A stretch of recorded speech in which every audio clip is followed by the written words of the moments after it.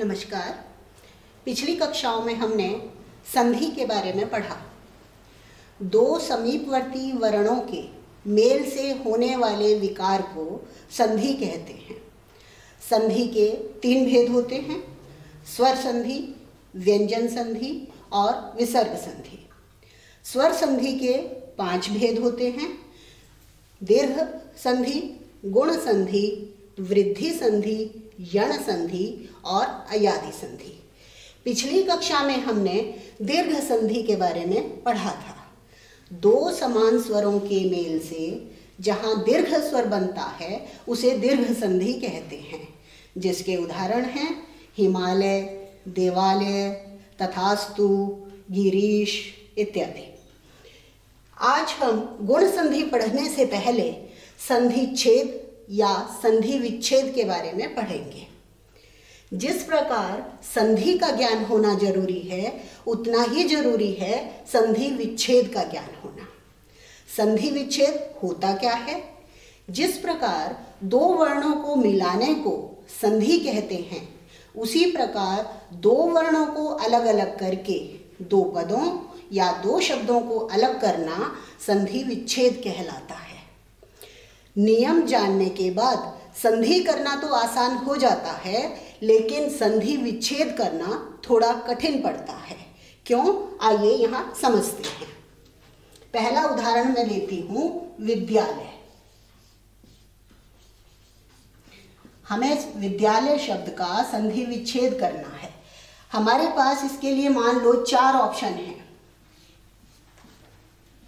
विद्या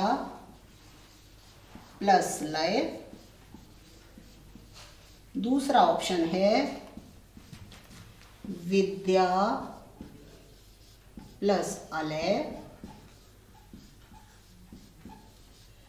तीसरा ऑप्शन है विद्य प्लस आलय और चौथा ऑप्शन है विद्या प्लस आलय। विद्या प्लस आलय। अब हम इनको एक एक को चेक करेंगे कि कौन सा राइट उत्तर है हमारे पास। सबसे पहले हम लेते हैं विद्या प्लस लय को। ये बिल्कुल ही गलत है, क्योंकि हमने पढ़ा दीर्घ संधि वहाँ होती है जहाँ दोनों तरफ समान स्वर हो। विद्या में आ है, लेकिन इधर कोई स्वर नहीं है। जब स्वर ही नहीं है तो ये ऑप्शन हो ही नहीं सकता, इसलिए ये हमारा उत्तर है गलत। अब हम आते हैं दूसरे ऑप्शन पर। विद्या आ है, सामने अलय का अ है। आ और अ मिलकर बने आ, यानी बन गया विद्यालय।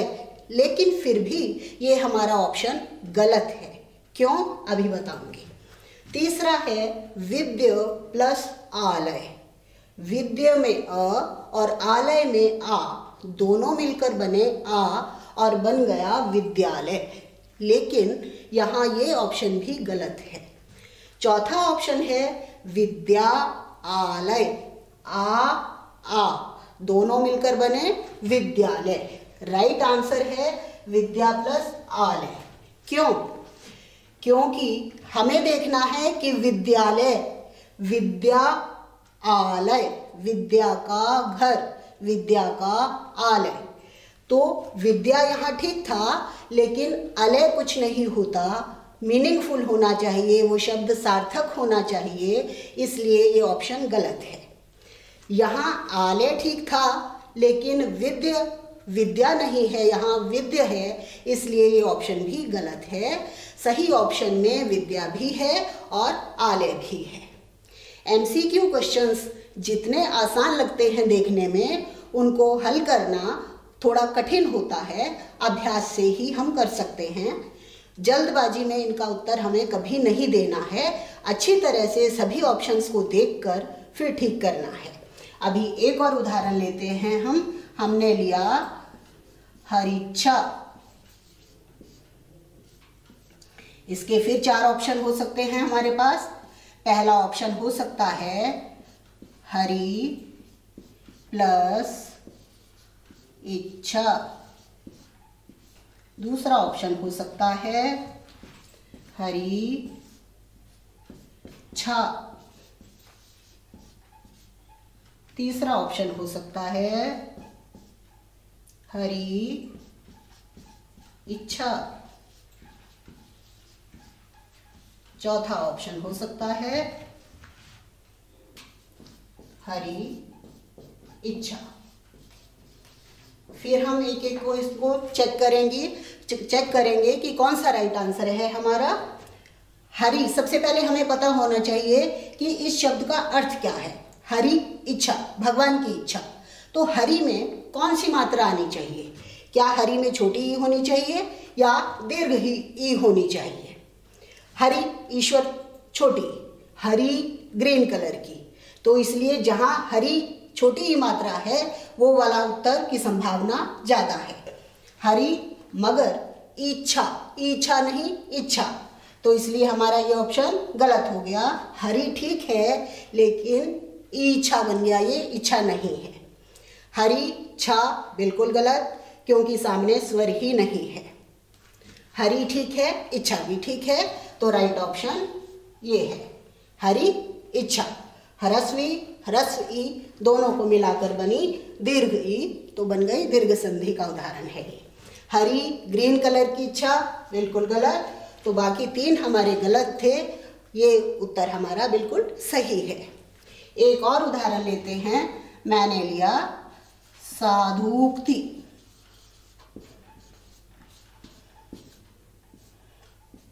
इसके फिर से हम चार ऑप्शन देखेंगे।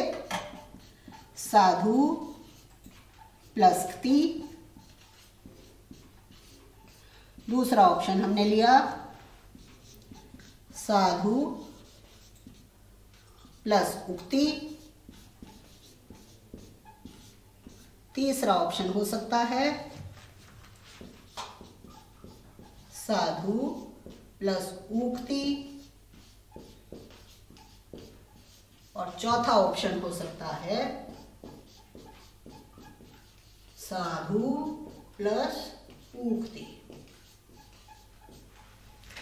नियमानुसार यहाँ तीन ठीक हो सकते हैं सिवाय इसके, क्योंकि इसमें स्वर नहीं है। ऊ है, ऊ के सामने कोई स्वर नहीं है, इसलिए ये ऑप्शन गलत है। साधु में छोटा ऊ लगता है, उक्ति में छोटा ऊ। साधु की उक्ति, साधु का वचन कहलाता है साधुक्ति। छोटा ऊ ह्रस्व मिलकर दीर्घ ऊ साधुक्ति, तो इसलिए राइट आंसर हुआ हमारा ये। साधु प्लस साधु ठीक है, लेकिन उक्ति कर दिया, बड़ा ऊ कर दिया, इसलिए ये ऑप्शन गलत है। यहाँ दोनों ही गलत हैं, दोनों में ह्रस्व ऊ आएगा। ये तो मैंने समझाया आप लोगों को किस तरह से हमें इसको संधि विच्छेद को करना है, सीखना है। अब प्रश्न उठता है कि ये संधि विच्छेद सीखने की जरूरत क्या है? हिंदी के विद्यार्थियों को थोड़े से अभ्यास से ही निर्वाह हो सकता है, लेकिन संस्कृत के विद्यार्थियों को संधि विच्छेद सीखना उतना ही जरूरी है जितना संधि सीखना, क्योंकि गद्य और पद्य हमें तभी समझ में आएंगे जब हम उन वर्णों का विच्छेद करके पदों को अलग अलग करके पढ़ने में समर्थ होंगे। क्योंकि कई बार 3-3, 4-4 शब्दों का भी एक शब्द संधि करके बना दिया जाता है। जैसे मैं एक वाक्य के द्वारा आप लोगों को समझा रही हूँ। माना मैंने लिखा अत्र एका नार्या गच्छति।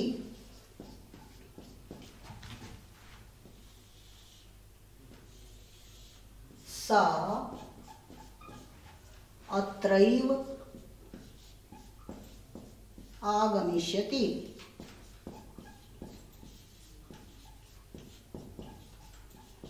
इस वाक्य को यदि हम बिना संधि विच्छेद करे पढ़ने की कोशिश करेंगे तो बहुत कम अर्थ समझ में आएगा। अत्र यहाँ एका एक, नार्या गच्छति, गच्छति में जा रही है, नार्या नहीं समझ में आ रहा हमें क्या है।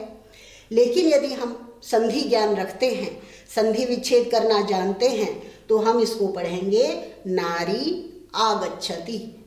यहाँ एक नारी, एक महिला आ रही है, सा वह, अत्र एव यहाँ ही, अत्र एव यहीं आएगी।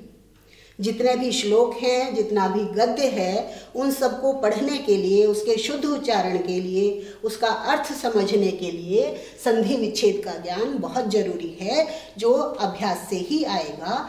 इसलिए ज़्यादा से ज़्यादा पुस्तकें पढ़िए और इस ज्ञान को प्राप्त कीजिए। धन्यवाद। अगली कक्षा में हम गुण संधि के बारे में पढ़ेंगे।